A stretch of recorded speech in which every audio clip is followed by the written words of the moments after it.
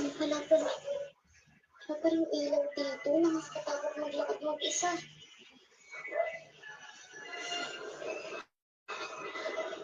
Maghihintay na lang muna ako ng mga kasabi ko.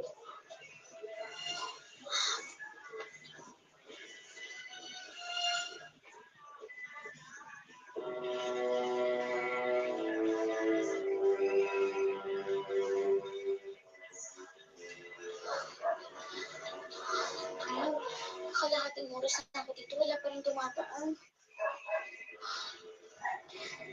Wala na, dadaan na ako.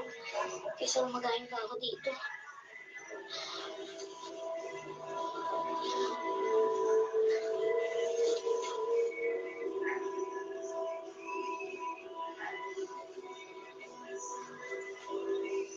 Ay, gano'n ba?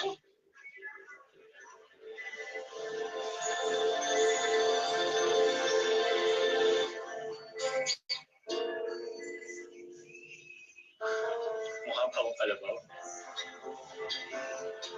Naging magaan ang loob ni Ella kay Patrick. Lalo na nang malaman niyang malapit lang sa kanila ang bahay nito. Kaya naman, hindi nakaligtas si Patrick sa panunukso ng mga taga roon.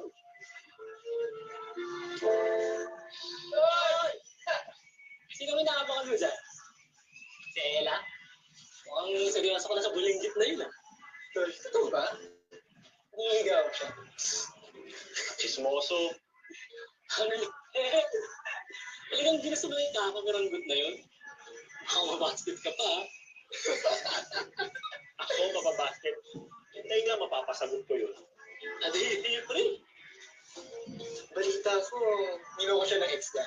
Pinagpalit sa babae. Hindi mo na ano? Wala pong sagutin ka nun. Alam mo, yung dila mo kung makaunano ka ah. Antayin nyo lang. Antayin nyo, mapapasagot ko yun. Antayin nyo, magiging short ako yun. Saka hindi ako katulad ng ex nun. Hindi nga. O sige, pustahan. O sige, sige o. Dito. O, 500 na ako. Hindi mo papasagot yun. 500 din sa akin. Oo. Stag na kay Panda. 500. O sige. Pupusta ako ng 1,000. Ayan. Mapapasagot ko sa Ella. Malapit na. Asa ka pa. Asa ka pa. Sige, tago niyan. Bigay niyo sa akin. Tingnan niyo mananalo. Sige. Hello guys, mga ka-MPK, mag-subscribe na sa 3rd anniversary ng Magpakailanman Entertainment.